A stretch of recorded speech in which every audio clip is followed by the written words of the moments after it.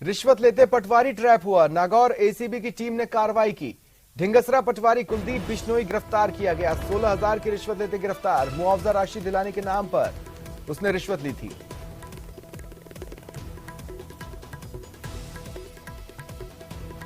नागौर से ये बड़ी खबर आपको बता रहे हैं। एसीबी की टीम ने बड़ी कार्रवाई की है। ढिंगसरा पटवारी कुलदीप बिश्नोई को ट्रैप किया है। 16,000 की रिश्वत ले रहा था, धर दबोचा गया। मुआवजा राशि दिलवा दूंगा ये कहकर उसने रिश्वत मांगी, जिसकी शिकायत एसीबी में की गई। एसीबी ने शिकायत का सत्यापन करवाया और फिर इस कार्रवाई को अंजाम दिया है। पटवारी ट्रैप कर लिया गया है।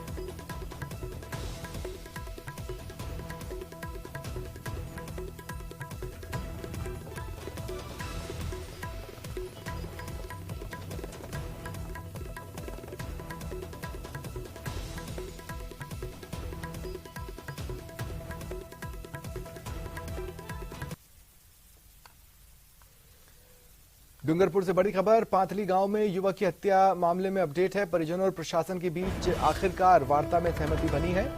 परिजन अब शव उठाने को राजी हुए हैं। पिछले 42 घंटों से शव मोर्चरी में पड़ा है। अब शव का पोस्टमार्टम कराया जाएगा, जिसके बाद परिजनों को सौंपा जाएगा। राजपूत समाज के लोग प्रदर्शन कर रहे थे, आक्रोशित थे।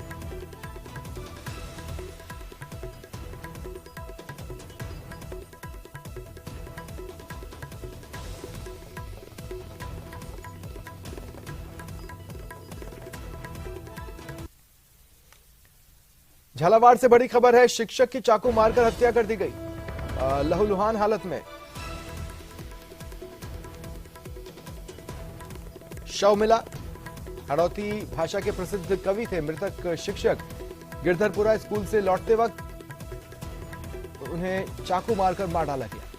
जिला अस्पताल में शिक्षकों और समर्थकों की भीड़ लगी है। झालरापाटन क्षेत्र में यह घटना सामने आई है।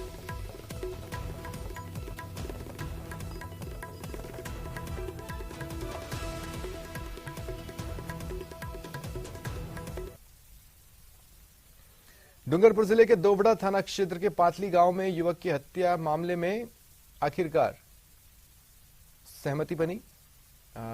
ये खबर हमने आपको बताई। और अब बात भारतीय रेलवे की, जिसने 1 साल का लेखा जोखा पेश किया।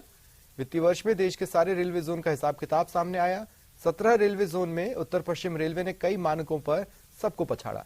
लगातार नंबर 1 का रिकॉर्ड अपने नाम रखा है। स्वचालित signalling, digitally interlocked station, flyover, underpass, FOB में एनडब्ल्यूआर ने रिकॉर्ड बनाया।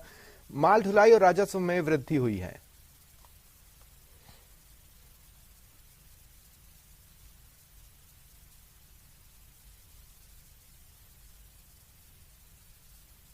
पश्चिम रेलवे ने वित्तीय वर्ष 22-23 जो अभी समाप्त हुआ है, इसमें बहुत बड़ी उपलब्धि हासिल की है। सारे फ्रंट्स पे जो है उत्तर पश्चिम रेलवे ने जो है नए रिकॉर्ड कायम किए हैं और एक ऐसी उपलब्धि हासिल की है जो कि ना सिर्फ उत्तर पश्चिम रेलवे के इतिहास में सर्वाधिक रहा, बल्कि कुछ आइटम्स पे पूरे भारतीय रेल में भी हम सर्वाधिक रहे। अगर जैसे मैं पंक्चुअलिटी की बात करूं, समय पालनता जो हम ट्रेनों की करते हैं, पैसेंजर ट्रेन की, तो लगातार चौथे साल उत्तर पश्चिम रेलवे पूरे भारतीय रेल में नंबर 1 पे रहा है। लगभग 98% गाड़ियों की समय पालनता के साथ उत्तर पश्चिम रेलवे पूरे भारतीय रेल में प्रथम रहा है और ये पूरे राजस्थान के वासियों और पूरे उत्तर पश्चिम रेलवे की एक गर्व का विषय है। राज्य सरकार अल्पसंख्यकों को कई विदेशी भाषाएं सिखाने की तैयारी कर रही है। मुख्यमंत्री अल्पसंख्यक भाषा दक्षता एवं संप्रेषण कौशल विकास योजना के तहत अल्पसंख्यक छात्रों से आवेदन मांगे गए हैं। मंत्री शाले मोहम्मद ने बताया, राज्य सरकार पर्यटन में और विदेशों में रोजगार के अवसरों को बढ़ावा देने के लिए योजना के लिए प्रदेश के अल्पसंख्यकों को विदेशी भाषाएं सिखाने की शुरुआत कर रही है। वजीफा भी दिया जाएगा। प्रदेश के अंदर अल्पसंख्यकों को न सिर्फ प्रोत्साहन के लिए विभिन्न योजनाएं चलाएंगी, बल्कि उन योजनाओं के साथ साथ अब जर्मन, फ्रेंच और अरबी, अंग्रेजी जैसी महत्वपूर्ण भाषाओं का ज्ञान भी सिखाएगी। इस योजना की आज लॉन्चिंग की गई है। किस तरह से राजस्थान में अल्पसंख्यकों को इन भाषाओं को सिखाया जाएगा और इसका क्या आगे असर होगा, बातचीत करते हैं। सर, आप पूरे प्रदेश में महकमे की कमान संभाल रहे हैं, किस तरह से इस योजना को देखते हैं? और जर्मन है, फ्रेंच है, अंग्रेजी है, ये भाषा किस तरह से सिखाई जाएगी और क्या तैयारी है सरकार की इसको लेकर? देखो, आज हमारे विभाग ने आरके सील के साथ में एमओयू किया है और उसके माध्यम से जो माइनॉरिटी के जो बच्चे हैं उनके आर्थिक सशक्तिकरण के लिए, उनको पर्यटन के साथ जोड़ने के साथ और अन्य रोजगार देने के लिए ये हमने मुख्यमंत्री राष्ट्रीय संघ की भाषा दक्षता संप्रेक्षण कौशल विकास योजना है, उसकी हमने शुरुआत की है और जिसमें लगभग हमने 2 करोड़ रुपए का प्रावधान किया है। और इस योजना में मैं समझता हूँ कि फ्रेंच है, जर्मन है, अरबी है, फारसी है, स्पेनिश है, चाइनीज है, जापानीज है, ये तमाम भाषाएं जो हैं इन भाषाओं के साथ में आर.के. सिल एक इन्होंने अपने ऑनलाइन पोर्टल फॉर्म रखा है, उसमें 18 से 35 वर्ष का जो युवा है वो इस फॉर्म भर के इसकी पूरी प्रक्रिया करके और उसको आवेदन अपना कर सकता है। और उसके साथ साथ में जो उन बच्चों के लिए हमने प्रति विद्यार्थी के लिए 1500 रुपये प्रति माह स्टाइपेंड फंड उनको दे होगा और उसकी उपस्थिति जो है 90% होनी चाहिए। तो हम चाहते हैं कि जो माइनॉरिटी के काफ़ी युवा हैं, हम देखते हैं कि पर्यटन के क्षेत्र में काफ़ी ऐसे बच्चे होते हैं, उनको जब बाहर के विदेशी लोग आते हैं तो उसमें रोजगार से जुड़े होटलों से जुड़े रहते हैं, कई बार भाषा की वजह से वो अपना रोजगार नहीं ले पाते हैं। तो हम चाहते हैं ऐसे बच्चों को हम उनके साथ जोड़ें ताकि पर्यटन के क्षेत्र में भी उनको एक अच्छा रोजगार मिल सके और देश के बाहर भी जाते हैं तो किसी भी रोजगार लेने के लिए, तो इस प्रकार की यदि उनको भाषा का ज्ञान होगा तो वो बच्चा जो है और कंट्री में जाकर भी अपना रोजगार ले सकता है। तो ये मुख्यमंत्री जी के निर्देश के अनुसार हमने एक अच्छी शुरुआत की है। लगभग ये 3 महीने तक हमारा ये प्रोग्राम चलता रहेगा और उसके बाद में हम प्रयास करेंगे, ऐसी एक सतत प्रक्रिया कर दें कि हर साल इस योजना के साथ में माइनॉरिटी के बच्चों को हम जोड़ दें। कैमरा पर्सन अविनाश के साथ में अरबाज अहमद, न्यूज़ 18 के लिए जयपुर से। जयपुर से बड़ी खबर है, आरटीएच आंदोलन को लेकर बड़ा अपडेट। कल सुबह 8 बजे से सभी निजी अस्पताल शुरू हो जाएंगे। पीएचएनएस सचिव डॉक्टर विजय कपूर ने यह घोषणा कर दी है। देखिए, ये पूछा जा रहा था कि फिर रैली क्यों निकाली जा रही है, डॉक्टर्स काम पर क्यों नहीं लौट रहे हैं, तो अब इसका जवाब आ चुका है। इसका मतलब है कि आंदोलन समाप्त करने की घोषणा कर दी गई है। कल सुबह 8 बजे से सभी निजी अस्पताल शुरू हो जाएंगे। देखिए, कई निजी अस्पताल थे जिन पर ताले लटके हुए थे प्रदर्शन की वजह से, 17-18 दिनों से वहां पर इलाज नहीं हो रहा था, लेकिन कल सुबह 8 बजे से फिर इन अस्पतालों में इलाज शुरू होगा। पीएचएनएस सचिव डॉक्टर विजय कपूर ने यह घोषणा कर दी है। सरकार ने इस बात पर सहमति दे दी है, पूरा प्राइवेट सेक्टर जो सरकार पर किसी भी तरह से डिपेंडेंट या निर्भर नहीं है, वो पूरा प्राइवेट सेक्टर इस बिल से बाहर कर दिया गया है।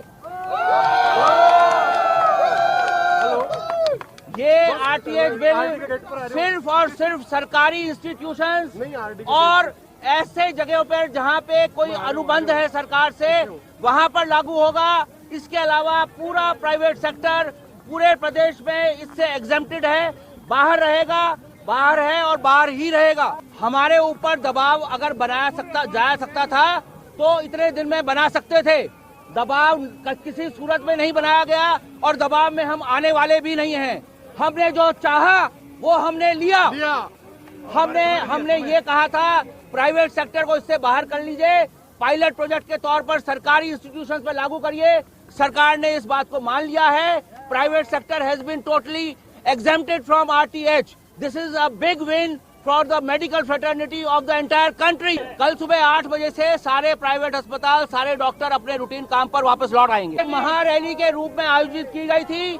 चूंकि सरकार ने हमारी मांगे सारी मान ली, इस रैली को विजय जुलूस में कन्वर्ट कर दिया गया है। 100% डॉक्टर सहमत हैं। बच्चों के भविष्य की बात जब आती है तो जहन में एक ही बात आती है, आदर्श और संस्कार। सिरोही के एक स्कूल में शिक्षक बच्चों को पढ़ाई के साथ रामायण का पाठ करवा रहे हैं और बच्चे भी उत्साह से रामधुन के साथ ढोलक मंजीरा लेकर रामायण का पाठ कर रहे हैं। इसका वीडियो वायरल है, लोग इसकी काफी सराहना कर रहे हैं, शेयर कर रहे हैं।